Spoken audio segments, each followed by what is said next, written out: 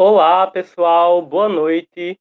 Sejam todos bem-vindos e bem-vindas a esta que é a nossa segunda live do evento do Setembro Amarelo, evento este que está acontecendo esse ano totalmente online devido à pandemia do coronavírus. Bom, esse evento está sendo organizado pelo Grêmio, pelo Núcleo de Artes do IFRN Campus Mossoró, pelo Filosofia em Tempos de Pandemia e pelos setores de Pedagogia e Saúde do nosso campus. Nessa live teremos a presença da nossa psicóloga Glaudênia Alves, que falará um pouco a respeito, falará um pouco não, falará bastante a respeito da pandemia no contexto do isolamento social e como a nossa saúde mental está. Pronto. Olá, boa noite. Boa noite, Glaudênia, seja Já está bem-vinda. todo mundo, já posso começar, então? Rapidinho, só passar mais um informe bem curto. Lembrando ao pessoal que o link para a inscrição e para a emissão de certificado será disponibilizado durante a live algumas vezes. É só entrar lá, preencher os dados que estão lá e pronto. Somente isso. Ok. Bom, boa noite a todas as pessoas que estão nos assistindo, né?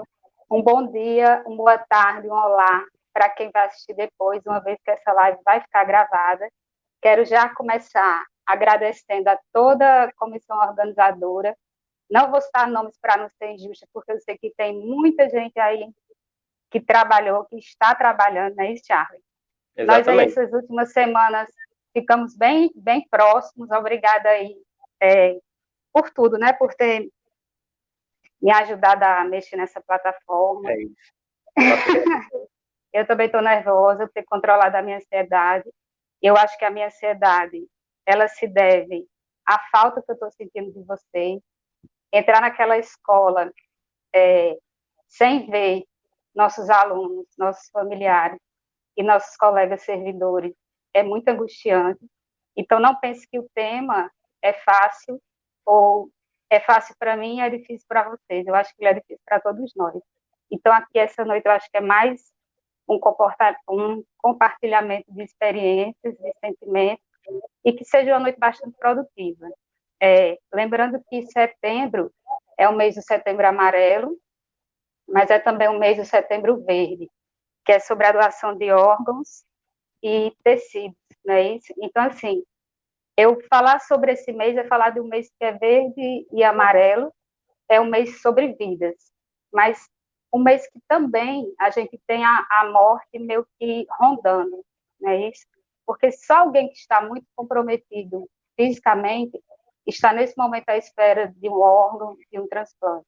E alguém que está muito comprometido emocionalmente está à espera de uma ajuda, de uma escuta, de um abraço, de uma coisa, de algo mais acolhedor. Então, eu queria que nessa noite a gente saísse daqui com reflexões sobre vida, sobre que tipo de movimento a gente pode fazer para salvar vidas, para nos doar, né? Que não seja aquele clima no início, antes da gente entrar nesse canal, quando a gente estava na sala teste, ficou aquela coisa assim. Eu acho que ao longo da semana, né, Charlie, quando a gente estava conversando, a gente queria deixar tudo um tanto leve, apesar de ser um conteúdo denso. Tanto é que seu ato falho de dizer, ela vai falar um pouco, mas na verdade é porque a gente tem muita coisa para falar.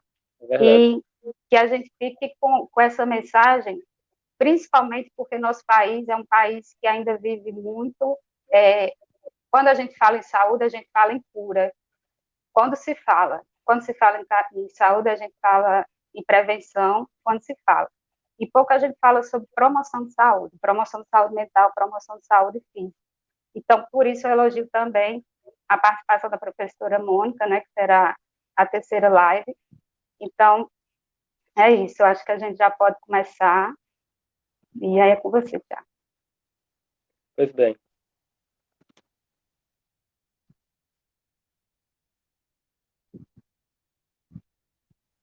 Lembrando, eu posso só esclarecer, eu queria esclarecer como é que a gente pensou nesse formato, para que, quando eu recebi o convite, eu senti uma certa angústia de sentimentos e sensações. Eu já estou na escola há 11 anos, né?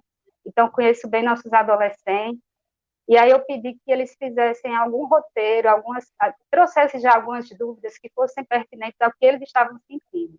E aí a gente não mexeu em nada no roteiro, porque, assim, eu vi que são perguntas que são bem comuns. Então, a gente vai inicialmente respondendo essas perguntas, né, Thiago? E depois a gente abre para os comentários e mais perguntas. Você quer que eu inicie as perguntas agora? Tudo bem para Pode você? ser. Tudo Pode bem. ser. Eu não consigo, quero também saudar meus colegas servidores, né, que estão assistindo, dizer que fazem também sempre saudade, faz falta de. Essa semana eu encontrei com o professor Ângelo, que gosta tanto de abraço, a gente não sabia como era, não podia abraçar, né? E ele comentou, hoje a gente não se abraça, a gente dá murro um no outro, né? Então, isso ficou também na minha cabeça, né, durante essa semana de programação. Então vamos lá. Primeira pergunta: de que forma você entende a contribuição do distanciamento social e isolamento social para a intensificação de problemas psicológicos? Bom, eu primeiro destaco na pergunta de vocês justamente essa questão da intensificação, porque, na verdade, todos os problemas que hoje a gente está discutindo, eles já existiam, né? Existia depressão, ansiedade, transtorno de pânico, medo, enfim, todas essas questões a gente já tinha. Acontece que esse isolamento e estar mais conosco em nossas casas, talvez isso fizeram com que as pessoas dessem um pouco mais de atenção, é como se agora eu não conseguisse fugir. Possivelmente, a resposta mais objetiva, uma resposta mais científica, nós só vamos conseguir trazer, Charlie, quando tudo isso passar. Em que sentido? Quando vierem novas pesquisas, quando tudo isso, quando a gente não estiver nesse processo. O que a gente tem hoje são algumas hipóteses e algumas suposições. E aí, dentro da psicologia, a gente não tem uma receita pronta para dizer assim, é exatamente por isso que toda a comunidade está com depressão, ou um determinado grupo está mais ansioso, enfim. A gente vai levantando hipóteses. Então, eu separei, você pode passar o próximo slide? Eu separei aqui os 6 pontos que eu acho interessante a gente mostrar. E aí eu peço a cada pessoa de casa que dentro desses 6 pontos, que não são pontos, o próximo, isso, que dentro desses 6 pontos, que não são, como é que eu posso dizer, eles não são, não estão aí por ordens, tá? Eles não estão aí por ordens. Pode vir tudo junto e misturado, como diz os meninos. Então, assim, a primeira coisa que eu destaco é que a nossa vida ela é puro movimento. Então, a gente acorda, vai trabalhar, estudar, praticar alguma atividade física, volta para casa. No caso dos alunos, né, do IFRN, nós temos aqueles que têm um deslocamento muito grande das suas cidades até a escola, só volta para casa para dormir. Então, toda a vida ela é movimento. E o que essa pandemia, o que esse isolamento fez? Primeira coisa foi nos restringir em termos de movimento. E quando eu estou falando em movimento, eu não estou falando em movimento só o movimento físico, esse movimento externo. Eu também estou falando do movimento interno, que é o movimento de eu ser, que é o movimento de eu estar, que é o movimento de eu conviver com as pessoas. Então, é o meu corpo que se movimenta, mas também é a minha mente que se movimenta. E tudo isso teve que ser repensado, reprogramado. Então, no exemplo que eu dei há pouco, quando eu vi o professor, eu queria abraçá-lo, ele também queria me abraçar. Então, assim, são movimentos que hoje a gente não pode ter mais, né? E aí, cada pessoa em casa vai pensando aí que tipo de movimento que antes tinha e que hoje já não consegue ter, que se sentiu mais abalado. Um outro tópico que eu trago é a questão de lidar com mudanças. Por que isso?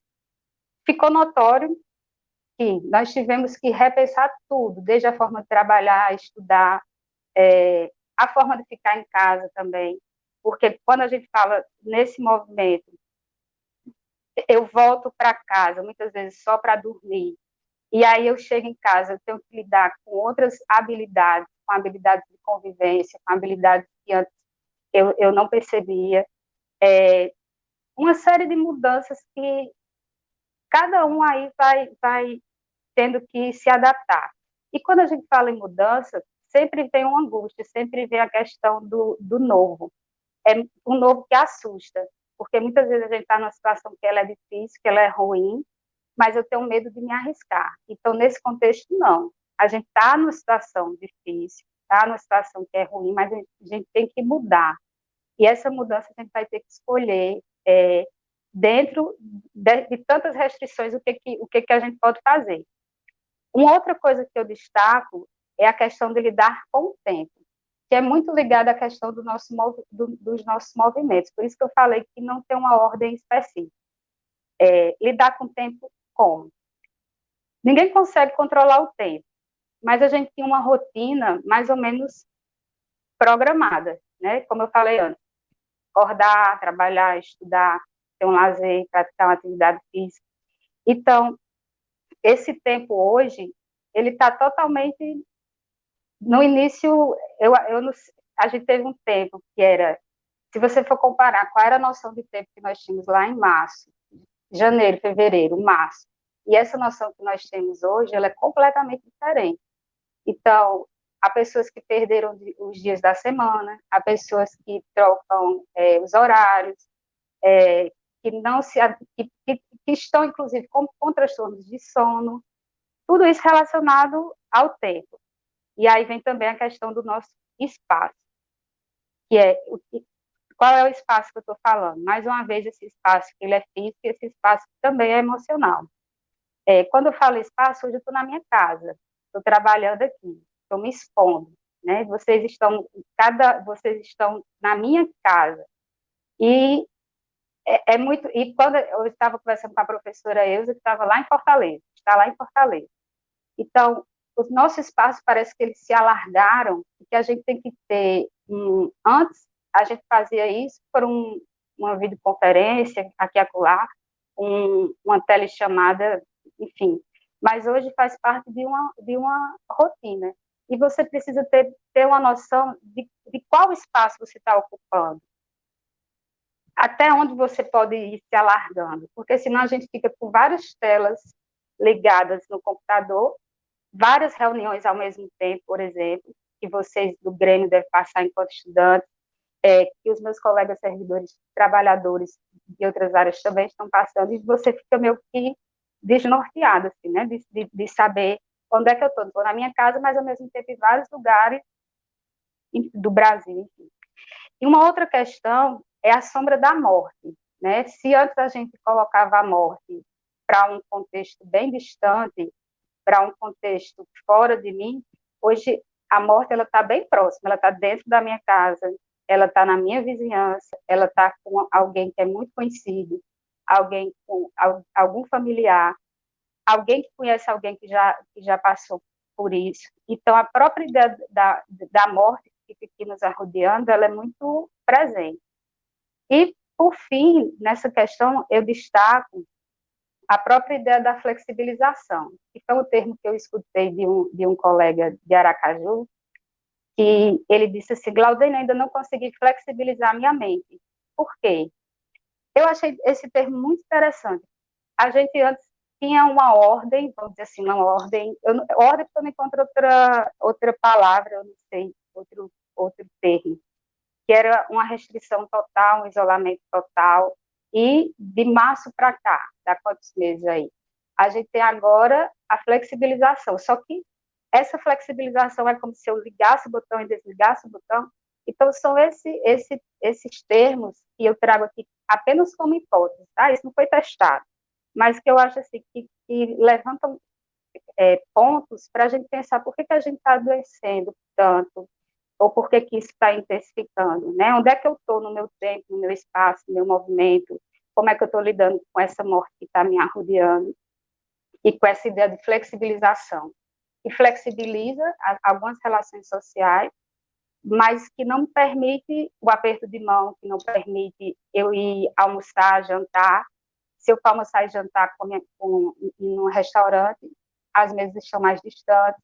Se eu for almoçar, se eu for fazer qualquer refeição com mais de duas pessoas, eu também não fico do lado, a gente não fica próximo, né? Isso aconteceu de almoçar com meus amigos e o garçom perguntou: são quantas pessoas?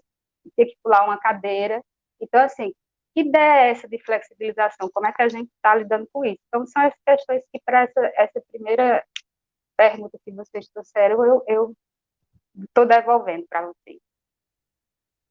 Charlie?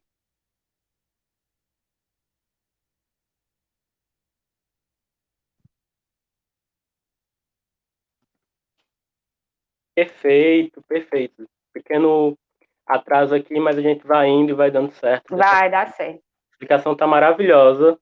A nossa segunda pergunta é: sabemos que estamos em um período em que estar conectado é inevitável. E quais são as vantagens e as desvantagens do uso da mídia social para a saúde mental nesse período? Acho que você já deu uma leve, mas Uhum. Então, eu gostaria também de destacar o termo obrigatoriedade, né? E daí eu gostaria que o próximo slide, por favor. O próximo slide que pronto. Eu estou trazendo esses slides, gente, para que de alguma forma isso fique mais fixo. Quando vocês perguntam que é inevitável estar conectado, dá a ideia de obrigatoriedade, né? E essa obrigatoriedade, se eu for falar aqui sobre a engenharia que há por trás das mídias sociais, enfim, dos algoritmos, essas coisas todas, eu vou me perder. Então, eu não vou nem entrar nesse mérito de explicar por que a gente fica tão conectado nas mídias sociais antes, durante a pandemia. Então, para isso, eu até sugiro um filme chamado Dilema das Redes. Então, eu destaco como a vantagem, hoje a gente está se encontrando, né, está aproximando pessoas, mas algumas desvantagens, eu acho que o próprio termo de obrigatoriedade, de ser inevitável estar conectado, de estar disponível na internet, já é um fator de adoecimento emocional. Agora, eu já escutei muitas pessoas falando assim, que no trabalho remoto estão trabalhando mais do que quando trabalhava presencialmente. Então, aquela noção de tempo e de espaço que eu falei anteriormente, parece que também se perdeu, quando você tem que estar obrigatoriamente na internet. Isso eu estou falando enquanto, vamos dizer assim, trabalhadora, mas aí vocês pensam enquanto estudantes, né, vocês vão pensando aí na vida de vocês em relação a essa a obrigatoriedade de estar nas redes sociais, na internet. Então, aconteceu, quando eu falei no slide anterior, de estar com várias telas abertas, uma colega da psicologia disse, Glau, está tendo uma reunião da psicologia. Eu disse, sim, mas está tendo outra reunião aqui no campus Mossoró. Então, essa angústia de ter que estar, de escolher para onde vai, sabe? Eu acho que para onde vai, ou disso a gente tentar dar um certo limite. Então, assim, a vantagem estaria entre o que eu consigo ter de escolhas e de limite. Hoje, quando eu fui mandar o link da apresentação para alguns colegas, eu achei interessante porque o WhatsApp, que era antes pessoal, agora é profissional, e tinha lá o horário de atendimento. Eu achei muito bacana. É uma noção de limite. Então, eu destaco que a gente tem que saber escolher, apesar do filme que... pode passar, por favor, o próximo slide. O filme mostra o dilema das redes. Esse filme mostra que o nosso poder de escolha ele é muito pequeno, mas mesmo assim ele é possível. Destaca ainda como algumas desvantagens. Nós temos muitos jovens que estão cada vez mais deprimidos, cada vez mais ansiosos, cada vez mais tentando ou com pensamentos suicidas, porque vê nas mídias sociais, na internet, uma vida que ela é editada. Então, assim, o sujeito acaba se comparando com a vida do outro, achando que a dele é que é ruim e a dos outros é que é boa. Então, isso é perigoso. Temos também mais jovens que estão mais interessados em determinadas cirurgias plásticas, porque querem aquele rosto, aquele perfil que só o aplicativo dá. Então, tem uma série aí de questões relacionadas a essa obrigatoriedade, né? Essa questão de ser inevitável. Então, a mensagem que eu deixo para vocês é que vocês escolham o que de fato contribui para o crescimento de vocês, o que de fato está servindo para o aprendizado de vocês. Se vê que você, ao passar mais tempo na internet, está esquecendo do mundo real, inclusive até os aplicativos têm um tempo que você pode, não, perdão, tem um limite de tempo que você está utilizando. Ele diz quanto tempo você passou durante o dia. Então, tenha um cuidado com aquilo. Se você termina de ver qualquer determinada rede e você sai deprimido, ou quando você está seguindo alguém e você sai deprimido, cuidado, já é um sinal de alerta. Então, eu acho que a gente pensar em escolher o que está seguindo, do que está se alimentando visualmente e dar limite. E aí estaria, sim, vocês encontrariam as vantagens de estar conectado ou não.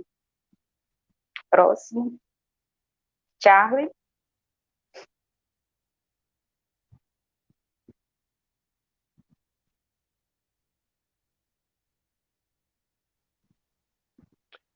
Ótima explicação, Glaudênia. Acho muito importante isso que você falou sobre as redes sociais, porque é exatamente isso. As redes sociais, a gente tem muitas pessoas que estão postando ali uma parte pequena de sua vida, às vezes nem é a vida daquela pessoa, foi só um momento que ela criou, idealizou, simplesmente para postar nas redes sociais e a gente tá ali absorvendo isso. E às vezes isso nos deixa muito mal, porque, poxa, eu queria ser dessa forma, poxa, eu queria fazer tal coisa, mas é importante a gente ter isso que você falou, essa noção, né, de também. Não... E ainda sobre essa comparação, Charlie, eu fiquei pensando que existem muitas pessoas que elas ainda dependem a autoaceitação dela passa pela aceitação do outro. É claro que nós somos seres sociais, estamos convivendo em sociedade, e a minha identidade eu vou construindo a partir das minhas relações familiares, que a gente vai falar em seguida, a gente constrói com os nossos amigos, enfim, com todas as relações, mas eu não posso deixar de ter um autocuidado, de ter meu amor próprio, porque determinada foto não foi compartilhada, não foi comentada, não foi curtida. E atendendo adolescentes há alguns anos, eu vejo que tem pessoas que postam alguma foto e depois apagam, né? Ou postam e vai no privado dos outros e diz, ei, vai lá e curte a foto, vai lá e comenta, né? Vai lá, ninguém deu atenção. Então, e aí você que recebe essa mensagem do seu amigo dizendo, vai lá e curte, como também tem pessoas que mandam mensagem no privado e acredita que você tem que estar disponível a todo momento para responder. E, de repente, você está ocupado. Então, é como eu mandar essa mensagem para você. Charlie mandou uma mensagem para você, responda, né? Como você tem aquela obrigação de estar toda hora disponível. E isso é perigoso, tanto para quem está enviando mensagens desse tipo, cobrando, demonstrando até uma certa carência, como para aquela pessoa que está recebendo. Né? Então, vocês ajudem uns aos outros, enquanto pares. Né? Vocês estão aí em formação, vocês têm muitos anos aí pela frente, e eu estou dizendo isso para os adolescentes, mas eu também sei que tem muitos adultos no caminho também, nessa vertente aí de sua autoaceitação do seu espelho, seu outro, e isso é preocupante, em termos de saúde mental. As redes sociais fizeram isso, né, de transformar o like no afeto. Então a gente acha que o afeto é um like, é um comentário, meu Deus, como você é espetacular numa foto, mas não é, né? Isso. E assim, e todos os contextos, porque veja só, hoje nós estamos aqui tentando transmitir um conteúdo bom, um conteúdo informativo. Mas você está se expondo, Charlie, né? Eu estou me expondo, vai ter pessoas que vão gostar da live, vai ter outras pessoas que não vão gostar, tem gente que vai criticar de uma forma positiva, para que na próxima seja melhor, tanto para a organização do evento, como a minha próxima enquanto profissional, mas assim, lidando com críticas positivas ou negativas e construtivas, a minha vida como profissional tem que continuar, a sua como estudante tem que continuar, e tem gente que simplesmente evita, né? Então, assim, que bom que nós estamos aqui, né? Com todo, no início você estava brincando, Glau, eu estou nervoso, então vai no nervosismo mesmo, né? Todo mundo encarando. A próxima pergunta eu vou falar agora. Quais Tá. estratégias podem ser adotadas por aqueles que estão em suas casas para amenizar os efeitos que advêm do isolamento social e terem dias um pouco mais tranquilos, considerando que no contexto em que vivemos é muito difícil estar tranquilo? Interessante a pergunta, né? Porque é uma pergunta que já veio com a resposta, né? Quais são as estratégias que a gente faz para estar em casa, mas ao mesmo tempo a gente não fica tranquilo. E aí, quando eu li essa pergunta, a primeira coisa que me veio à cabeça foi essa música do Renato Russo, que não é à toa que se chama Pais e Filhos, não é à toa que o contexto dela, para quem conhece a letra, que eu acredito que todo mundo já leu, já ouviu, e eu sugiro que releia. Cada vez que eu escuto essa música, algo mais me chama a atenção. E aí, pensamos até, não foi, Charlie, do Noir de tocar essa música, mas aí a gente até ensaiou um pouco, né? E por uma questão de som, enfim, a gente preferiu colocar a letra, né? Mas aí eu destaquei, dentro da música, eu destaquei essa parte, né? Eu moro com a minha mãe, mas meu pai vem me visitar. Eu moro na rua, não tenho ninguém. Eu moro em qualquer lugar. Já morei em tanta casa que nem me lembro mais. Eu moro com os meus pais. Então o que que essa parte nos traz, né? No início a gente falou que muitas vezes a gente vai para casa ou ia para casa só dormir.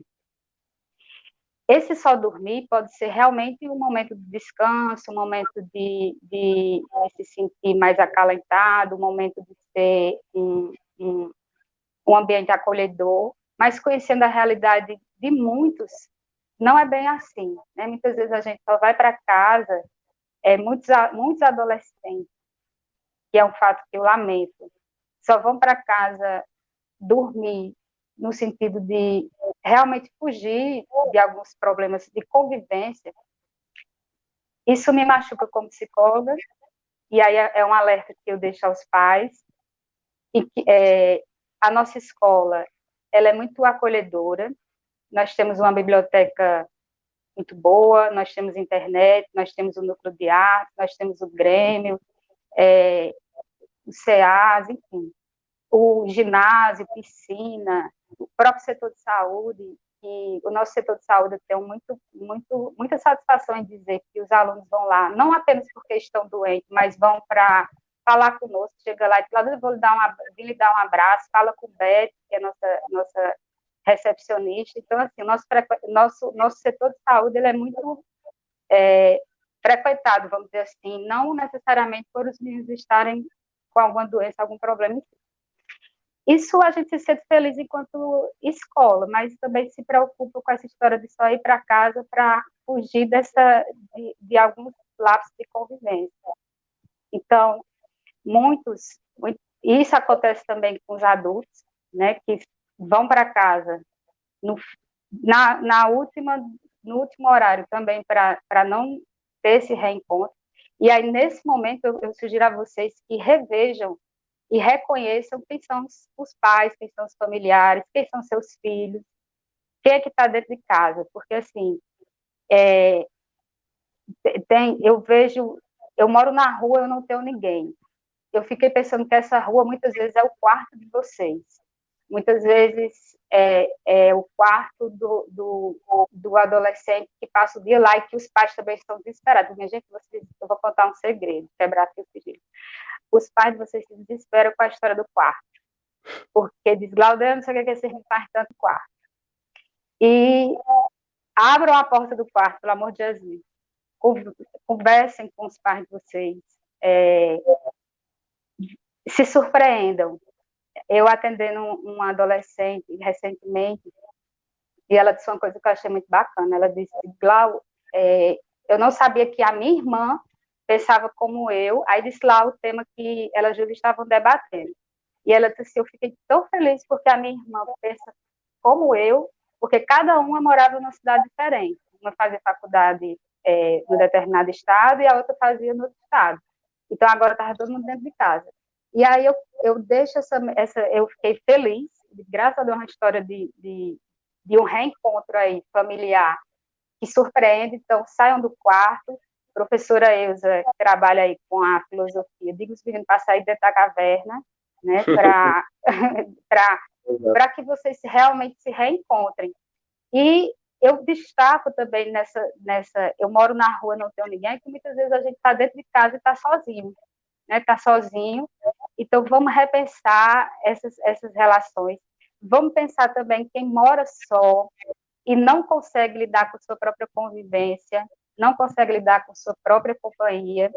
Então, eu acho que esse momento é um momento de você se reencontrar não apenas com os seus familiares, seus amigos, seus pais, mas se encontrar enquanto pessoa, porque a nossa companhia ela também é importante. Ela é muito importante para que a gente possa conviver com outras pessoas.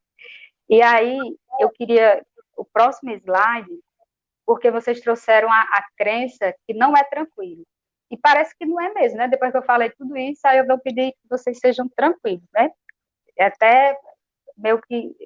Aí eu perguntava, o psicólogo, ele não responde perguntas, ele geralmente devolve e faz com que a gente reconstrua e construa junto.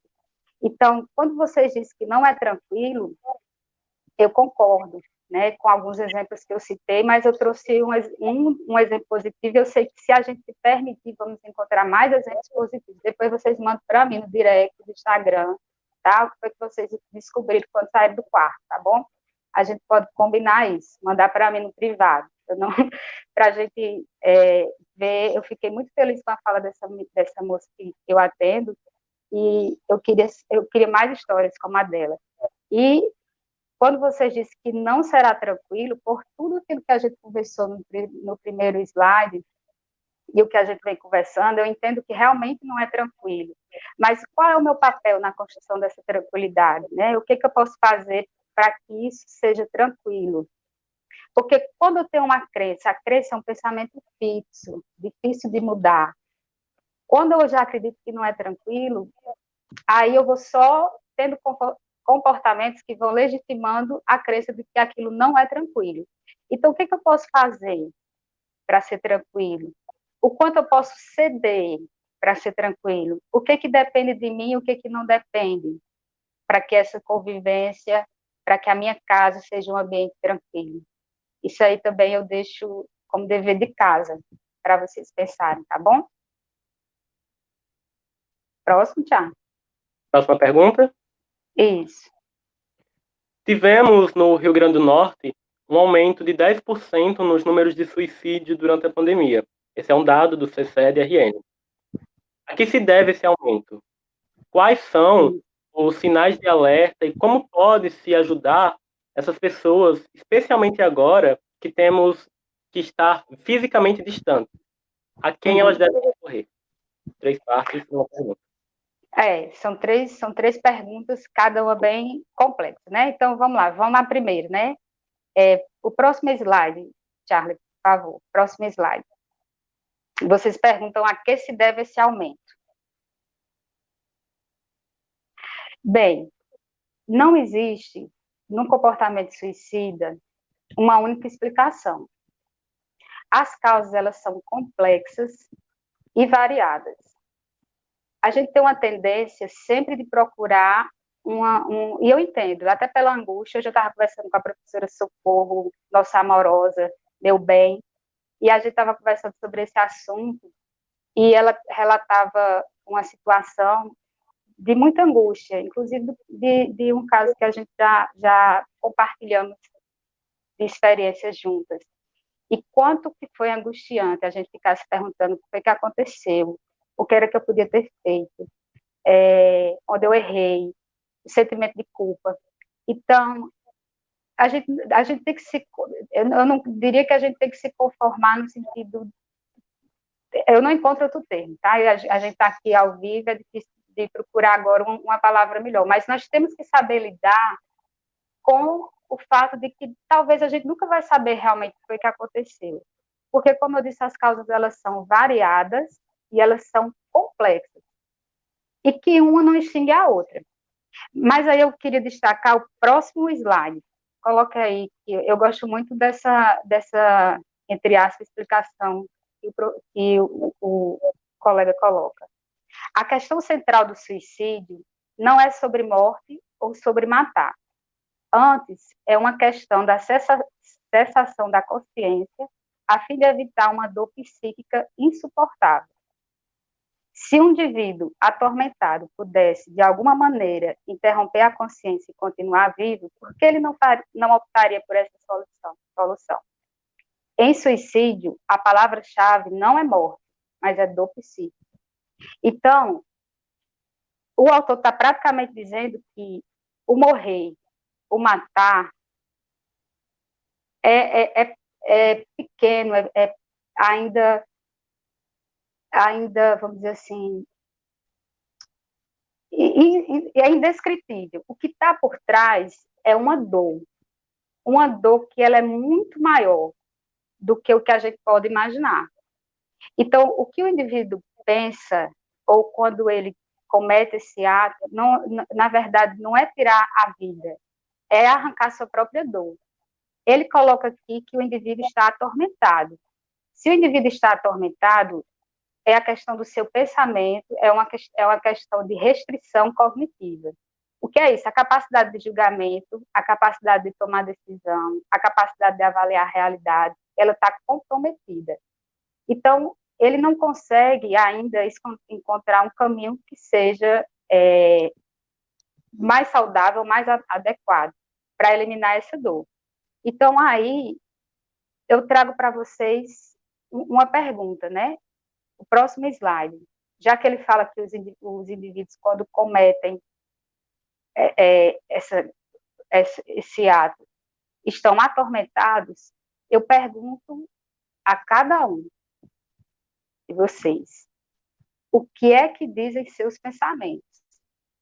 O que é que vocês estão escutando? O que é que aparece na mente? Que tipo de pensamento vocês estão alimentando? Que não é de hoje.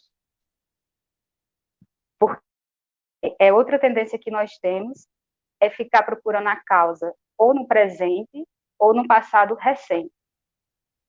E aí o próximo slide, por favor, Charlie. Quais são os pensamentos que que a ideação suicida pode dizer? Eu trouxe alguns pensamentos. Então, o suicídio pode te dizer para não me dizer nada. Fique calado, né? O suicídio, ele mente. O suicídio pode dizer que ninguém poderá te ajudar. Que morrer é a única maneira de acabar com a sua dor. O suicídio pode até dizer que você é uma pessoa inútil. O suicídio pode dizer que você é uma pessoa com muitos defeitos que não merece a vida. Não merece amor, não merece esperança e não merece compaixão. Então, esses são vários pensamentos que podem rondar a ideação suicida. Então, é por isso que a gente tem que estar atento. Próximo slide, por favor. Próximo slide, tá? Que o silêncio, ele potencializa a nossa dor. A primeira coisa que o pensamento suicida diz é que a gente fica calado. E aí existe um dado que a maioria das pessoas já pensou em algum momento em tirar sua própria vida. E falar é a melhor solução. Porque quando eu falo, eu compartilho. Deixar vocês pensando aí o que dizem seu pensamento, para quem vocês devem falar. Próximo slide, por favor. Charlie? Então, a que se deve esse fato? Precisamos pensar que talvez a gente nunca vai saber exatamente. Essa que eu já falei tem uma tendência de procurar no passado presente, né? E muitas vezes as pessoas julgam, né? Foi perca do emprego, foi porque brigou com o namorado, com a namorada, com o marido, com a esposa, foi depressão, o que aconteceu? E essa pergunta pode ficar sem resposta. E aí, vocês também perguntaram quais são os sinais de alerta. Eu separei alguns pensamentos aqui. Assim como tem aqueles pensamentos, existem outros. O próximo slide, Charlie. Quais são os sinais de alerta? Geralmente as pessoas, ao falarem, elas não, por estarem com a consciência atormentada, dificilmente ela vai conseguir explicar tão linearmente essa dor. Então ela pode soltar frases do tipo: estou cansada de viver, esse tormento não tem fim, estou dando muito trabalho para os outros, seria melhor que eu morresse, vontade de sumir, eu penso muita besteira. Esse eu penso muita besteira, geralmente, é o que eu mais escuto quando eu atendo alguém com ideação de suicídio. E eu logo eu pergunto, qual é a besteira? Porque é uma frase que parece besteira, mas ela tem muito a dizer. Então, quando alguém chega para falar, que eu estou pensando muita besteira, se interessa em saber qual é a besteira que essa pessoa está pensando. Um outro comportamento que se assemelha muito à ideação suicida, mas tem algumas diferenças, é o comportamento de autolesão. O que é isso? Autolesão chamava-se de automutilação. Só que ninguém vai se automutilar, né? Então, assim, a questão que a literatura coloca como autolesão. A autolesão, ela tem uma característica de que aquela dor emocional que o autor no slide anterior fala, aquela dor emocional ela se transforma em dor física. Então, o que o sujeito tenta na autolesão é desviar a sua dor emocional para a dor física. E por alguns minutos ele tem alívio. Só que esse alívio pode acontecer uma morte acidental, esse alívio deixa marcas, esse alívio pode ser repetitivo, porque como eu não encontrei outra alternativa mais adequada e saudável, eu começo a repetir esses atos.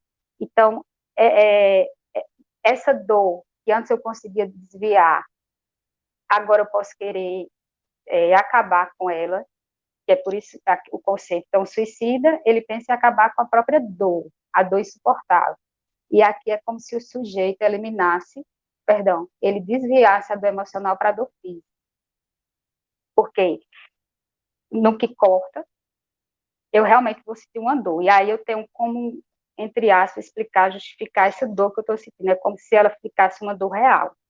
Então, o sujeito ele pode apresentar alguns rituais de despedidas, ele pode ter mudanças de comportamento repentinas, uma pessoa que era muito extrovertida, ficar muito introvertida, esses rituais de despedidas. Eu já vi gente escrever cartas, verdadeiros diários.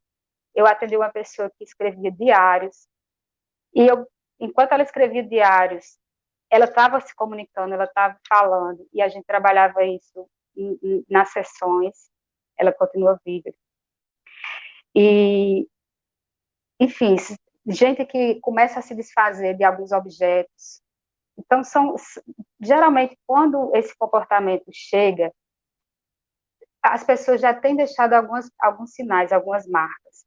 E outra coisa que pode acontecer, por incrível que pareça, é a melhora abrupta do quadro emocional. Por exemplo, a pessoa podia estar muito deprimida e ela não tinha condições emocionais, por a consciência dela estar muito atormentada, de elaborar um plano, de ter um contexto que ela viesse a ter o comportamento suicida. Então, ela não consegue ainda, mas quando ela está melhorando do quadro, aí é que está o perigo. Então, você algumas vezes, alguém já ouviu alguma história, eu creio, assim, não, mas ele estava bem, ele estava se sentindo melhor. Então, isso pode ser uma das explicações aqui. Antes, ele não estava conseguindo elaborar, ter forças, encontrar mecanismos. E agora, essa melhora, entre aspas, pode por isso que a equipe de saúde, a equipe que acompanha e os familiares precisam ficar ainda mais atentos, tá certo? Um próximo slide, Charlie, por favor. Charlie?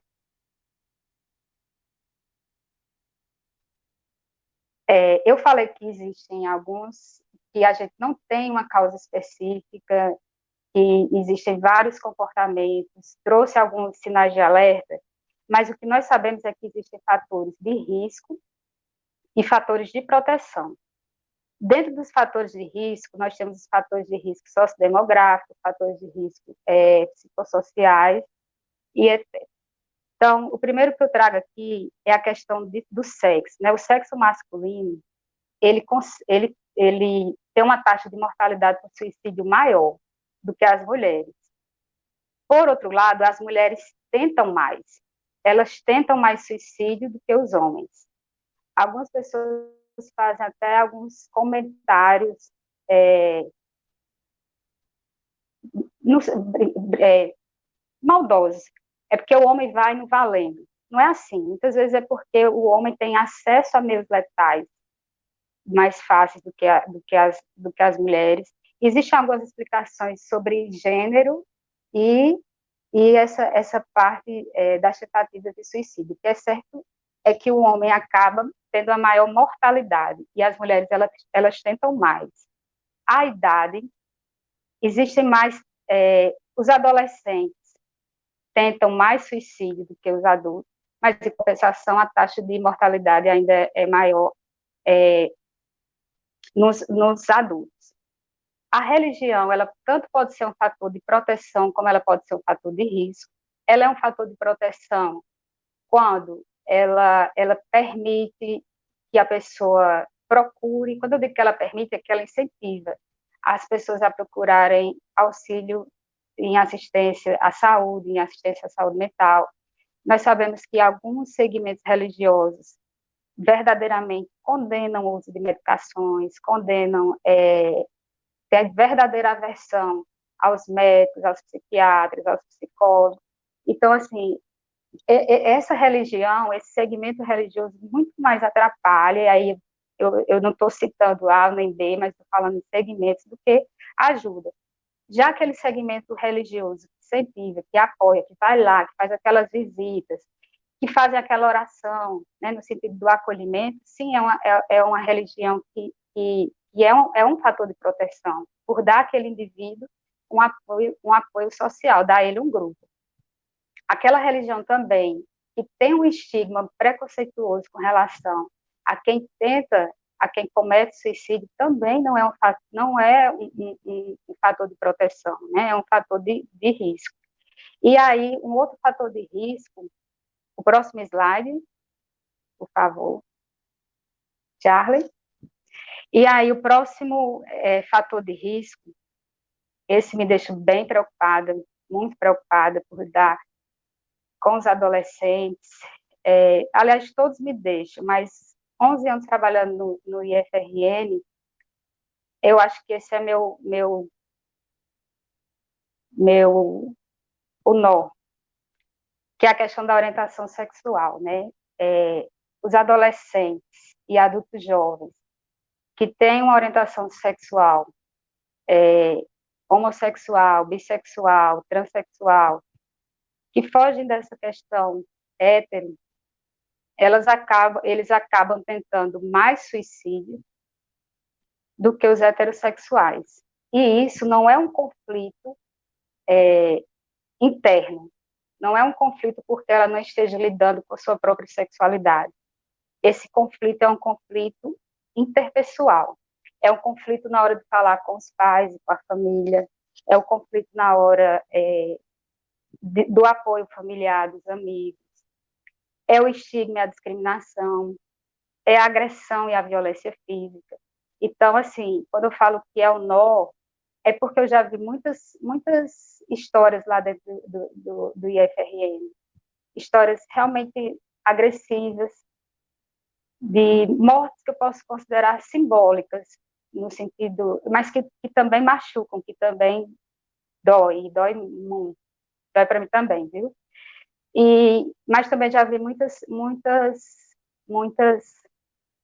histórias positivas de pais, de familiares inicialmente não tiveram aquele choque, passaram por um processo de aceitação, de acolhimento ao filho e à filha, mas que no final conseguiram reencontrar, ter habilidades de lidar com essa situação.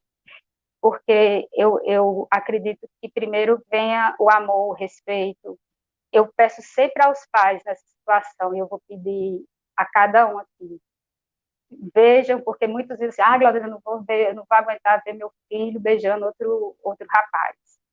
Eu não vou aguentar ver minha filha beijando outra mulher. Não vou aguentar isso e aquilo. Cadê seu filho? Cadê sua filha? Então, assim, antes, vejam o filho e a filha de vocês. Amem o filho e a filha de vocês. Recebi, certa vez, uma mãe que disse assim, eu não sei o que fazer. Seu filho está onde? Está aqui. Toma um café com ele. Era por volta de 3 horas da tarde. Tome um café, faça um bolo, abrace. Não, não diga nada agora, assim, sabe? Eu fico vendo que são comportamentos que aparentemente são simples, mas são comportamentos de proteção. E é por isso que eu friso, pai e mãe, assim, vamos ter mais comportamentos que sejam de proteção. Eu sei que vocês amam tanto os filhos de vocês que, por alguma medida, esse amor, eu não sei, ele cai no nível que não vai no caminho da proteção, vai para o caminho de risco. E eu não estou querendo aqui julgar vocês, ou colocar culpa em vocês, mas eu estou querendo dar um alerta. Vejam os filhos de vocês. E saibam que o namorado do seu filho, da sua filha, ele também tem pai, ele também tem mãe, ele também é um sujeito, ele também é uma pessoa. E, enfim, e aí eu deixo como sugestão sobre esse tema, um caso real, né, que é Orações para Bob. Eu acho que os alunos do IFRN, em alguns, quase todos já assistiram. Eu já orientei alguns pais a assistirem, né, e não vou fazer aqui comentários sobre o filme, mas aí quem assistiu o filme e quiser depois me procurar no privado, algum pai, alguma mãe, pode ficar à vontade, não, eu estou à disposição. E aí vamos para o próximo slide. Estou já terminando esses fatores de risco para a gente abrir mais chegar na proteção, porque não é possível, é tanto fator de risco, meu Deus.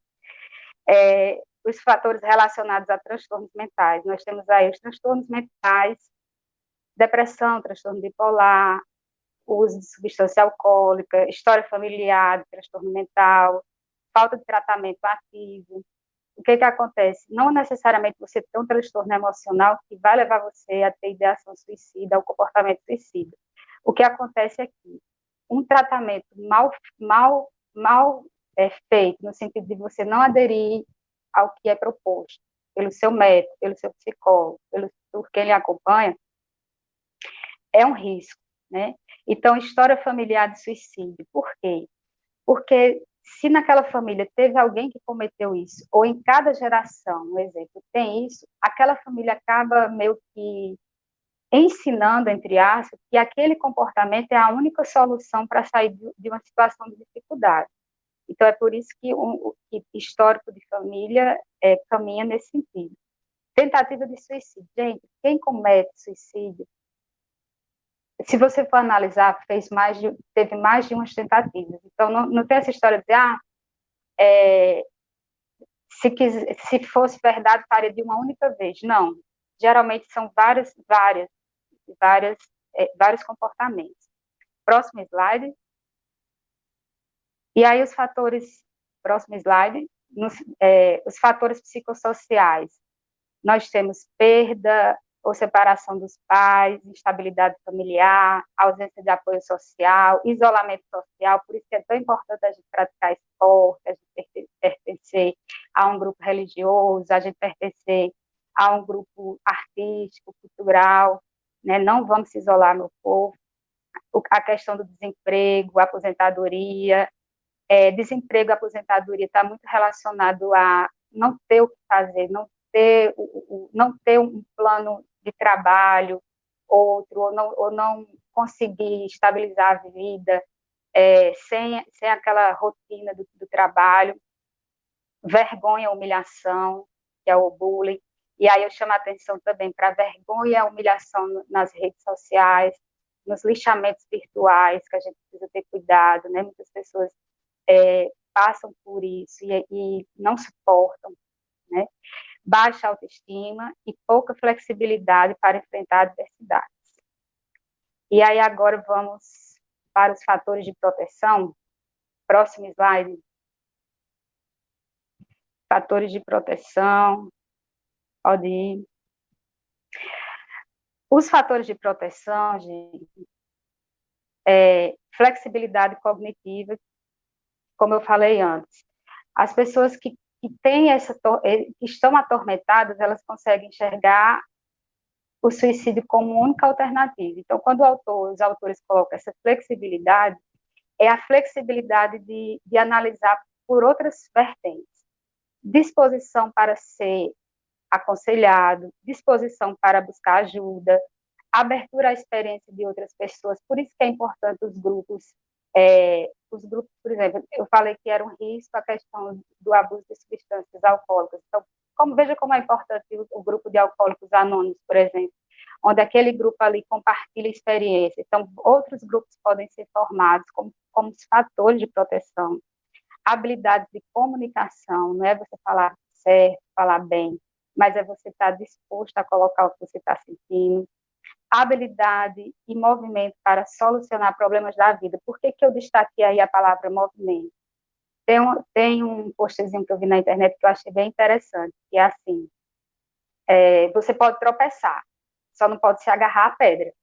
Então, assim, tropeçar, ter momentos difíceis, a gente sempre, aqui e acolá vai ter, mas a gente tem que ter movimento para sair daquilo. A gente tem que ter uma disposição para sair e não ficar no vitimismo, não ficar querendo que o povo nos trate como coitadinhos, que o povo tenha pena e a gente não se mexe. Por isso que eu destaquei a questão do movimento, tá certo? O outro slide, por favor, que diz respeito à estrutura familiar.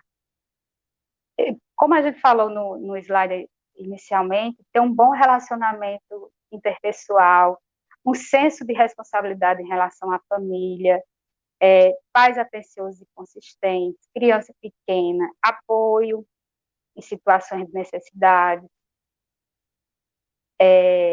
Outro slide, que são outro slide, por favor. Sociais, culturais e econômicos, que é a integração e bons relacionamentos em grupos sociais, que são as práticas coletivas.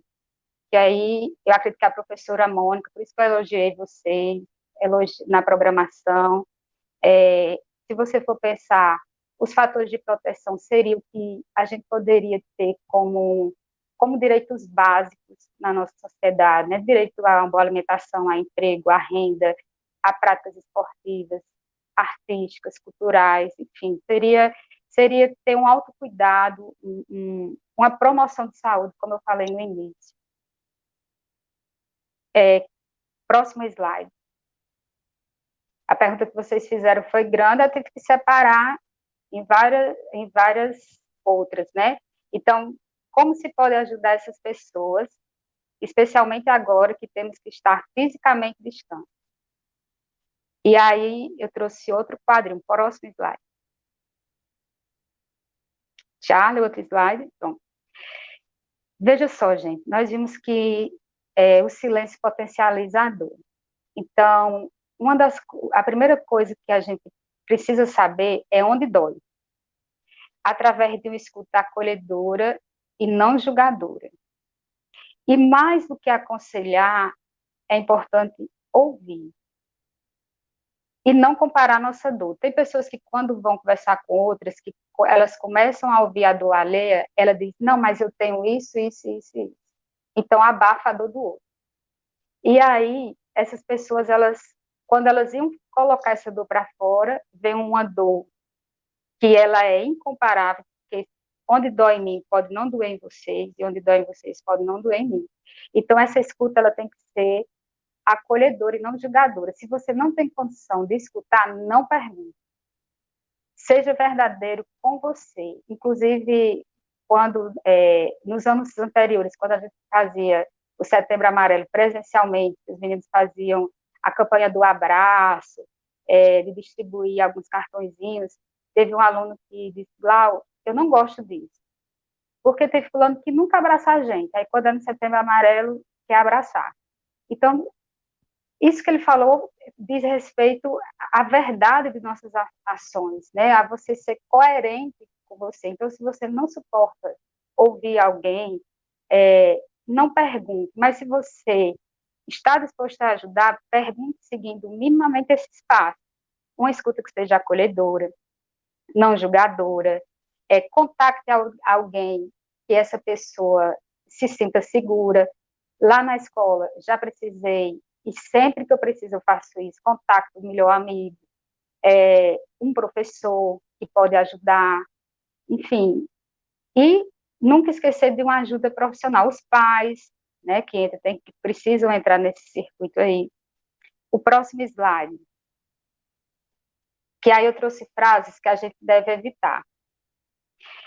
Geralmente, frases que a gente não deve evitar não dizer, quando a pessoa for falar, meu Deus, eu não acredito que você está me dizendo isso. Vira essa boca para lá, ou seja, a pessoa já demora para falar. E quando ela vai falar, ela escuta isso, aí abafa ainda mais. Para que você fica falando essas coisas? Nunca pergunte o porquê, soa muito crítico, porque por mais que a pessoa, ela não consegue, lembra que ela não tem um raciocínio coerente. Então, todos os porquês que ela vão trazer, para nós que estamos com um raciocínio coerente, vai ser pequeno, vai ser pouco. Então, pergunta, o que está fazendo você se sentir assim? Não entendo isso, você tem tudo na vida. Olhe para as coisas boas da vida. Pense positivo. E discurso religioso. Isso também, esses discursos religiosos que são e positivos, não aquele discurso religioso que é acolhedor, tá bom? Próximo slide, por favor. Aí também eu trouxe mitos e verdades. Charlie,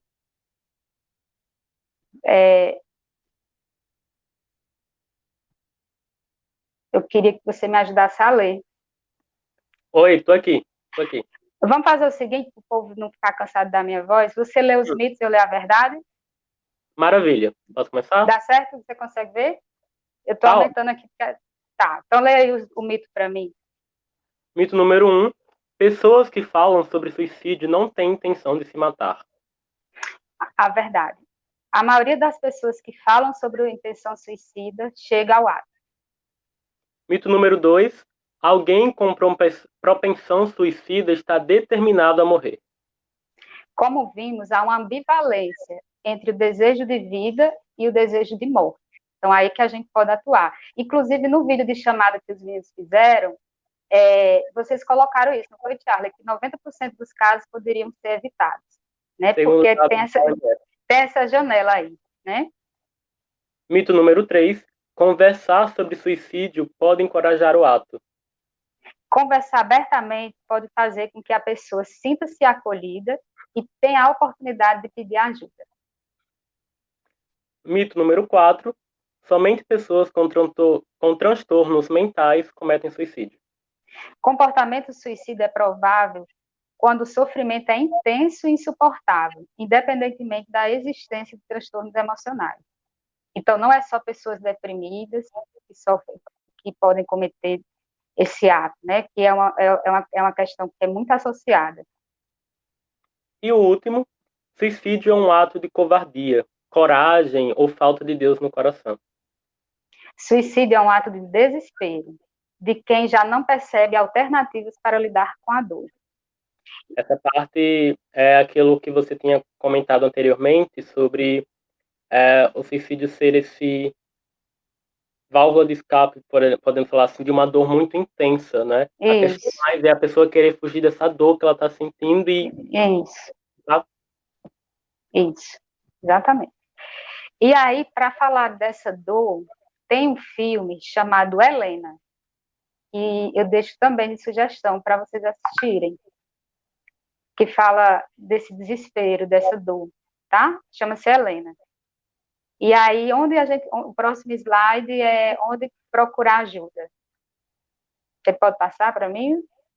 Próximo. Pronto. Próximo, a quem ela pode recorrer? Elza, por favor. Bem, gente, existem canais que são oficiais, né? Existem os pais, né? Pais, amigos, a quem a pessoa se sente segura, por quê?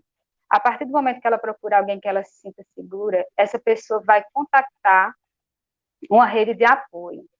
Então, aqui eu coloquei, nós, enquanto escola, temos esse espaço acolhedor, precisamos ter, né? Então, por isso que eu coloquei aí professores, setor pedagógico, setor de educação física, setor de saúde, o próprio Grêmio Estudantil, na verdade, eu recebo alguns alunos que vêm acompanhados dos seus colegas, setor de psicologia e o CVV. Lembrando que é outra parte que muitas vezes nos leva a aumentar a nossa angústia. A pessoa, ela precisa estar disposta. Recentemente eu recebi pelo Instagram uma mensagem de um jovem, né, de um adolescente, que dizia que um amigo estava pensando em ideação suicida.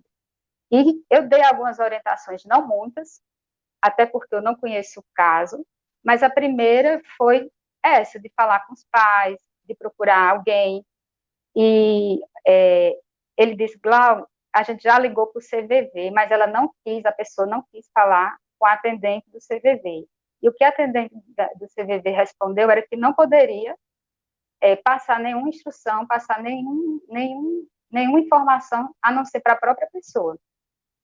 Então, veja como é uma situação, assim, delicada, mas que a gente tem que oferecer todos esses canais de acompanhamento, né, de alternativas. Então, o próximo slide, para a gente concluir e para as perguntas. Vocês não estão sozinhos. É a mensagem que eu deixo e a gente abre para mais perguntas. É sobre isso mesmo. Pode ser, Thiago? Tá sozinho. Durante a live, nós tivemos. Acho que a live foi muito, muito explicativa. Teve até o slide, e eu acho que as perguntas foram poucas. Deixa eu até olhar aqui que está chegando mais comentários. As perguntas foram poucas porque, por conta disso, foi muito explicativo. Tinha dados, tinha frases. Tivemos a pergunta aqui agora de Tiago a respeito de a quem recorrer, mas aí já foi respondido no final. Né? E eu lembro aqui para o pessoal, o Glaudênia falou, mas eu lembro que o CVV, vocês contactam pelo número 188, nacionalmente está disponível a vocês 24 horas por dia, então a qualquer momento do dia. Inclusive pelo Facebook, Instagram, eles respondem, não só pelo telefone.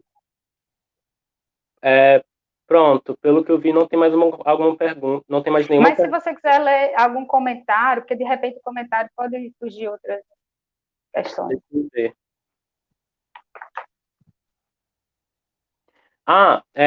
O nosso amigo Tiago falou que sobre o filme Orações para Bob, para o pessoal que passa pelo que ocorre com o protagonista do filme, ter cuidado ao assistir, Sim. e pode ter muitos gatilhos emocionais nele, e ele falou que fica aqui principalmente para os pais e para aqueles filhos, aquelas pessoas que passam por isso, ter cuidado ao assistir o filme.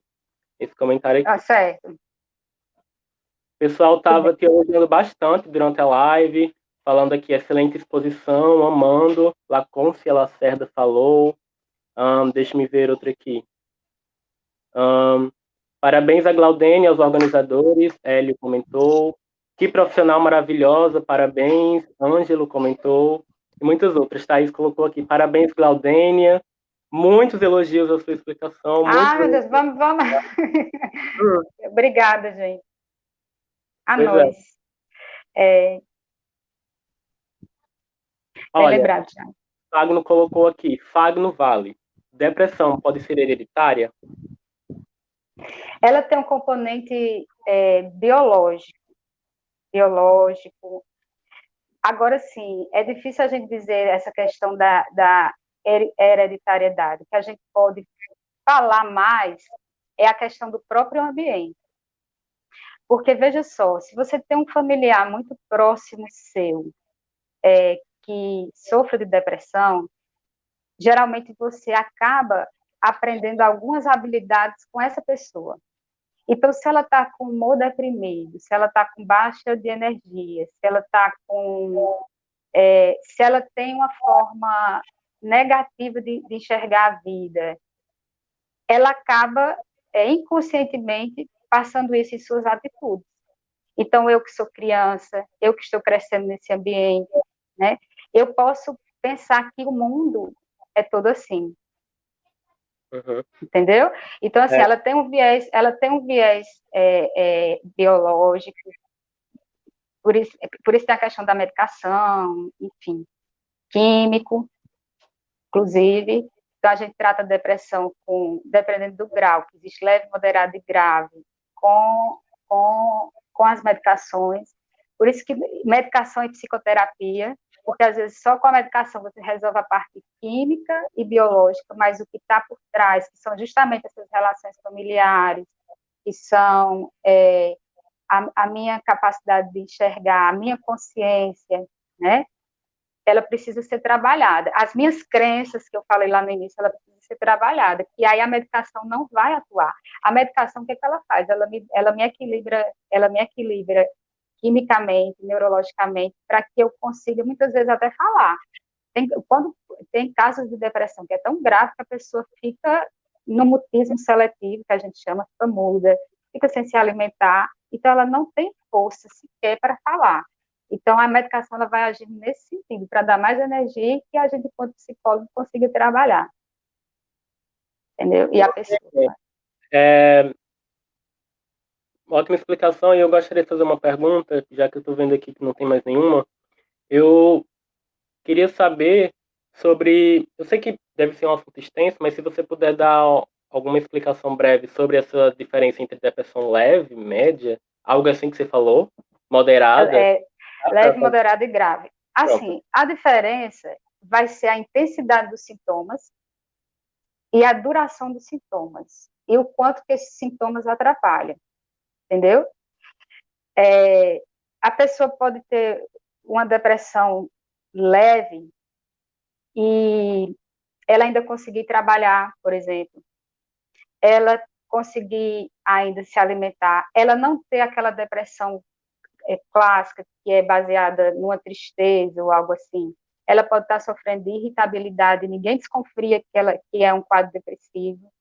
Né? Então, assim, basicamente, para o clínico e para a família, o que a gente nota mais é a intensidade daqueles sintomas, falta de apetite, falta de energia, visão negativa, desesperança, desespero, a própria irritabilidade, e o quanto isso, há quanto tempo isso vem acontecendo. E o que de prejuízo essa pessoa já teve? Ela perdeu o emprego? Ela já se tornou autoagressiva com ela própria? Ela já fez uma agressão a alguém? Ela, enfim, basicamente, ela está recorrendo a substâncias psicoativas, drogas, para sair desse quadro. Então, é a intensidade e a duração que você analisa. Entendi. Nós Perca de temos. Muito peso. obrigado. Oi? Perca de peso também pode ser Uhum. um dos sinais. Nós temos aqui uma pergunta e temos um pedido. Tá. A pergunta é de Lara, ou Yara, perdão, porque fica confuso de definição I ou L. Ela perguntou aqui se confusão mental pode ter relação com a depressão. Confusão mental. Deixa eu ver se eu entendo o que ela está se referindo como confusão mental. Ah. Porque a confusão mental ela pode ser de vários outros transtornos, inclusive de um transtorno orgânico, entendeu? De outros transtornos que não seja depressão. ela pode, por exemplo, um quadro de convulsão, pós-convulsão, enfim, alguns outros que não sejam relacionados a transtornos emocionais e a transtornos do sistema nervoso central, por exemplo. Eu não sei, aí se ela quiser explicar melhor, Pronto, a que não gente. necessariamente, eu acho caminha nesse sentido, a confusão mental que eu estou entendendo é mais relacionada a alguns transtornos do sistema nervoso central mesmo. E na depressão, eu não consigo ver, só no caso muito grave, enfim. Entendo. Eu vou estudar melhor, viu? Mas se eu estou entendendo, pelo que eu entendi, não. Pronto, se a colega quiser deixar aí mais alguma coisa no chat, É, a ou então gente. ela pode procurar no privado, depois eu vou entender mais essa confusão mental que ela está se referindo. Por Tudo exemplo, no bem. quadro de alcoolismo, de substâncias psicoativas, é mais comum, entendeu? No caso de delírio, que a gente chama de delírios outros, na esquizofrenia, Uhum. aparece o quadro de confusão mental, enfim. Olha, a Elza fez um comentário aqui pra gente e eu vou ler pra gente tentar abordar um pouco sobre ele. Eu achei muito pertinente.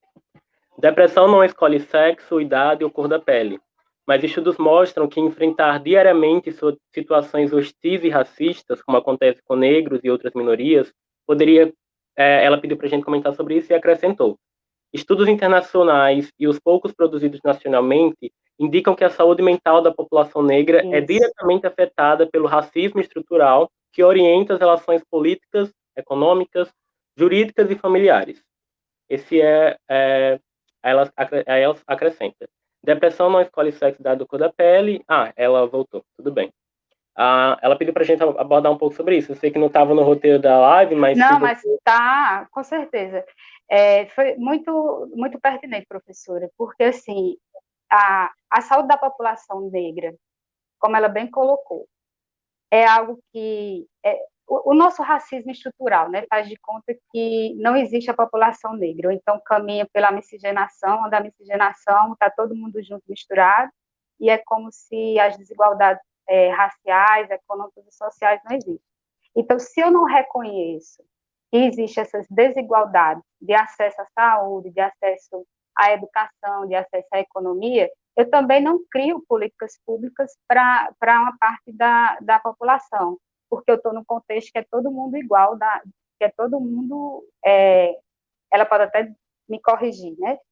Que todo mundo tem acesso. Então, acho que a nossa primeira coisa que a gente tem que reconhecer é que existe sim desigualdade e que a população negra, as populações indígenas sofrem muito mais, né? A gente vê a questão da pandemia aí na população indígena, como é que os dados. Então, Eusa, você tocou no assunto, inclusive existe um segmento dentro da psicologia que é a Associação de Psicólogos e Psicólogas Negros e Negras, que já se preocupam com isso. Na faculdade a gente não vê essa abordagem. Eu estou fazendo especialização em psicologia do esporte e eu vi uma disciplina sobre isso, sobre a questão do racismo no esporte. Então, assim, ela tocou no ponto que é de fundamental importância, inclusive a população negra também tem um risco maior de suicídio. Lembra quando eu falei a questão do desemprego, a questão da aposentadoria? Então, se eu não tenho acesso a esses bens, e outra coisa, a minha identidade ela é sempre negada, né? Ela é sempre negada, a identidade negra. Eu não quero, eu sou confundido com marginal, eu sou confundido enfim, eu sou sempre excluída, então não precisa se ter uma boa estrutura emocional ou um estado de negação para que você acabe convivendo, enfim, com essa dura realidade, né? Então, assim, a oportunidade de emprego, não temos políticas públicas, não temos, né, educacionais, então tem tudo a ver, sim, com o tema.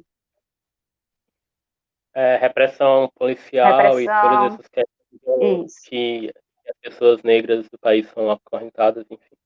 isso. Fazendo um gancho com essa parte que a gente está falando sobre saúde mental, a gente entende, né, como a saúde mental de pessoas de grupos de minorias sociais pode ser ainda mais afetada nesse período de pandemia social por diversas questões, né, que já Sim, são sem ser no período de sem ser com coronavírus, mas agora podem se intensificar ainda mais. Elza pediu para a gente fazer comentar um pouco sobre a importância de cuidar da nossa saúde mental durante a pandemia.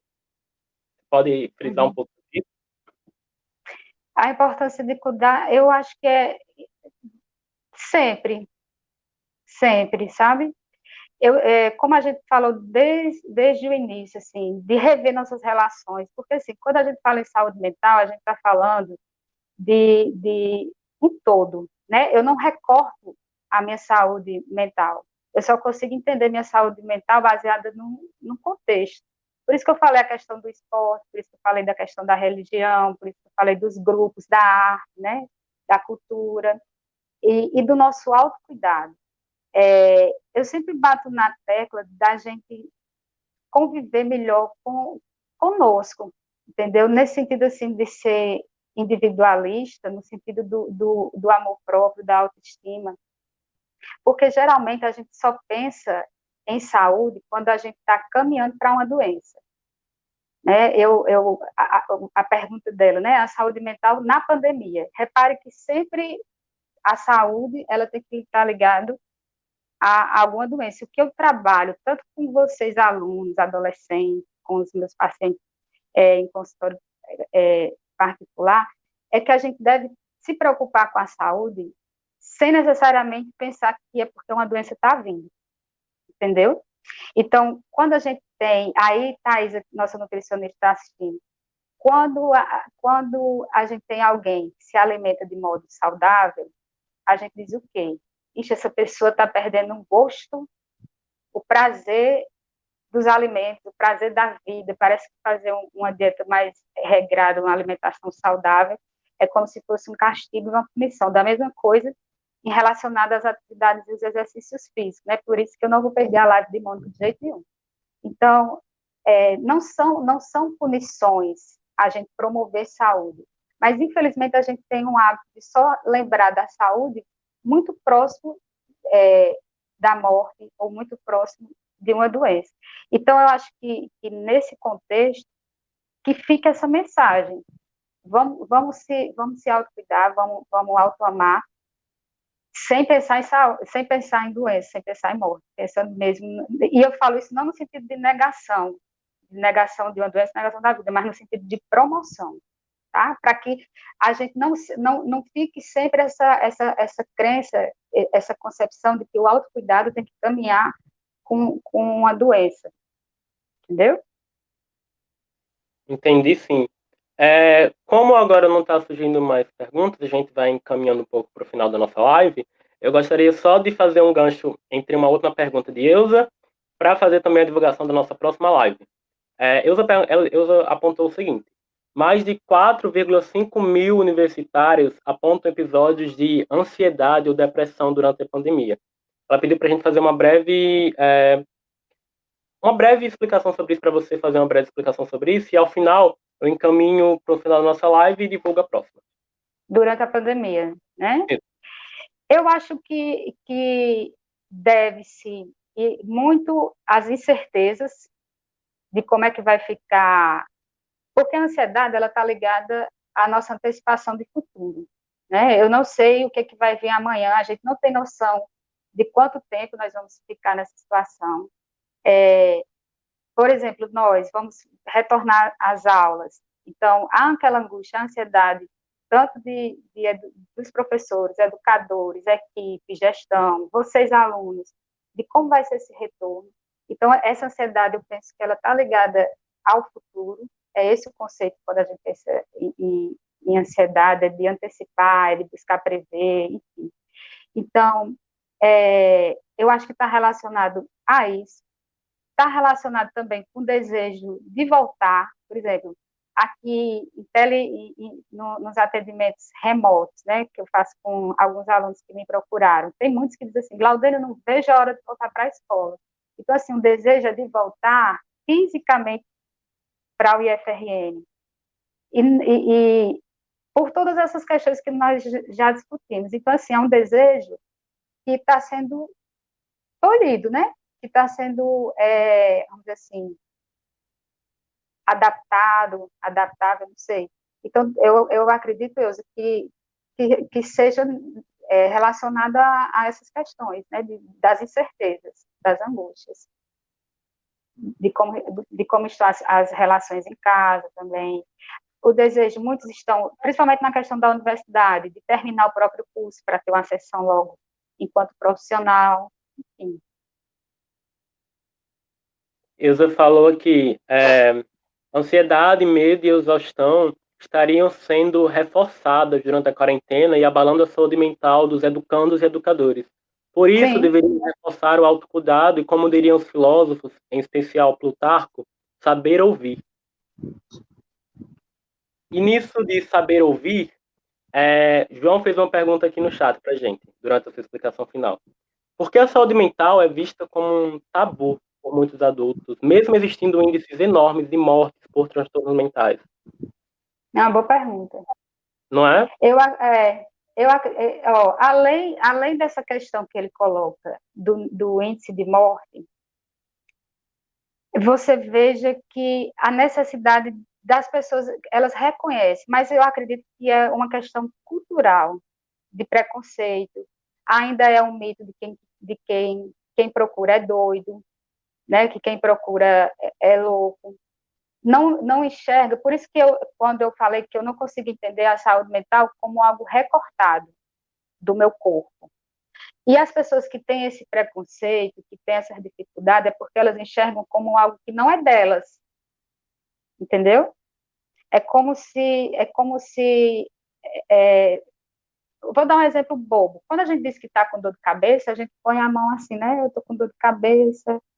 Eu reconheço que a cabeça é minha. Mas parece que quando é com a saúde mental, é algo que caiu, que não é, que vem do externo, quando na verdade ela é interna. Então eu acredito que essa. Ixi, Charlie fez uma cara agora, mas deu para entender? Deu? Não, eu tava refletindo sobre o que você Não disse. é? Então, assim, pense. Quando a gente tem uma dor física, a gente reconhece que é nossa. Quando a gente tem uma dor emocional, parece que não é. Então, assim, eu nego inicialmente. Aí eu nego por quê? Porque eu tenho um receio do que o povo vai falar, eu tenho um receio de quem vai me ver entrando no consultório de psicologia, por exemplo. E eu digo sempre, gente, cuidem. Vocês não sabem como é bom se cuidar. Vocês não sabem quanto é bom evitar e o quanto de melhor qualidade de vida você pode ter. É insuportável ter uma crise de ansiedade. Só quem tem ansiedade, só quem tem transtorno de pânico, só quem tem uma depressão pode falar como é insuportável os sinais e os sintomas. A gente já teve casos de alunos passarem mal com a crise de ansiedade e você jurar que está tendo um ataque cardíaco, entendeu? Então, é insuportável. Então, por que a gente não pode tratar isso? Quanto tempo eu vou me arrastar levando esses sintomas? Às vezes eu perco, por exemplo, lá na escola, tem alunos que perdem seminários por conta da ansiedade, tem alunos que têm sua nota, seu rendimento rebaixado por conta de uma depressão, por conta enfim. Então, assim, veja o quanto que a gente perde não investindo na saúde emocional. Então, assim, eu penso que isso é uma questão muito mais cultural dessa discriminação, né? Em outros lugares eu não vejo assim. Deu para responder? Qualquer coisa, pergunta mais. Eu achei excelente. Olha, eu, pelo visto, não tem mais. Deixa eu ver aqui que chegou um novo. Tenho que ver. Qualidade de vida. Pelo visto, a gente não tem mais nenhuma pergunta, então a gente vai se encaminhando para o final, mas antes eu gostaria de fazer alguns avisos. A nossa próxima Tá. live será no dia 22, tá? No dia 22/9, na próxima terça, às 19 horas, com Ana Celi Costa, que é docente da Univasf e doutora em saúde coletiva e terá como tema ensino remoto e saúde mental Ótimo. durante a pandemia. Fiquem atentos e atentas às nossas páginas, né, a do Nuarte, a do Grêmio, gvp.ifrn, que a gente vai divulgando mais lá. O projeto Perfeito. Feira Solidária apresentará o encontro formativo Economia Solidária e Feminismo na sexta, dia 18, às 19 horas. E também teremos a nossa, para divulgar a nossa última live, que será com Mônica, que é Qualidade de Vida, Atividade Física e Saúde. Perspectivas e desafios durante a pandemia, será no dia 30, no final do mês, também às terças, também à terça, também às 19 horas. Todas essas lives daqui do projeto Setembro Amarelo serão aqui pelo canal do IFRN, então fiquem atentos e atentas.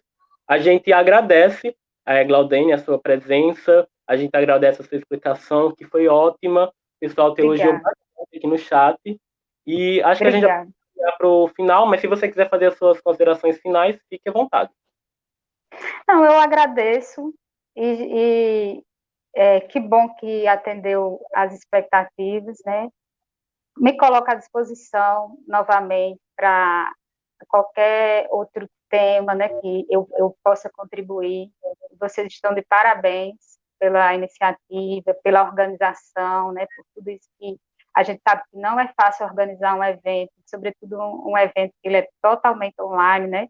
Os professores, eu em Fortaleza, você na sua casa, eu na minha, então organizar toda essa logística, o canal do IFRN, então com Carmen lá da comunicação, então assim, organizar toda essa logística, a gente sabe que é difícil, então parabéns a vocês, obrigada a todos e a todas que nos assistiram, né, que mandaram, e aí eu me coloco também pelo Instagram, o meu telefone é de domínio público já, você já sabe, como é que podem me contactar para alguma dúvida, né, para algum outro comentário que ficou. Eu sei que muita coisa do que a gente fala em psicologia, as reflexões elas vão surgindo depois. Então, foram muitas informações, assim, a gente pensou em trazer informações que fossem refletidas e que servissem de gatilhos positivos, de transformações, de reflexões. Então, mas muitas vezes a gente só vai conseguir isso depois, em outros dias. Então, é nesse sentido que também eu me coloco à disposição de vocês, e foi uma coisa que eu disse, olha, se precisar fazer em 2 momentos, não foi? Lembra que Foi. a gente faz para não ficar, eu estava com medo de ficar uma live muito extensa, e as pessoas não conseguissem ficar. Então, eu agradeço demais, assim, foi uma experiência muito gratificante. Foi uma live excelente. Por fim, só para fazer uma correção minha aqui da minha fala, o projeto Feira Solidária também será aqui pelo canal do IFRN, a transmissão da live. Todas as lives do Setembro Amarelo e do Feira Solidária aqui pelo canal. Eu lembro e reforço, esse projeto é uma colaboração do Grêmio Estudantil Valdemar dos Pássaros, do projeto Filosofia em Tempos de Pandemia, do NUARTE, o Núcleo de Artes aqui do campus Mossoró, e do setor pedagógico e de saúde do nosso campus. É isso.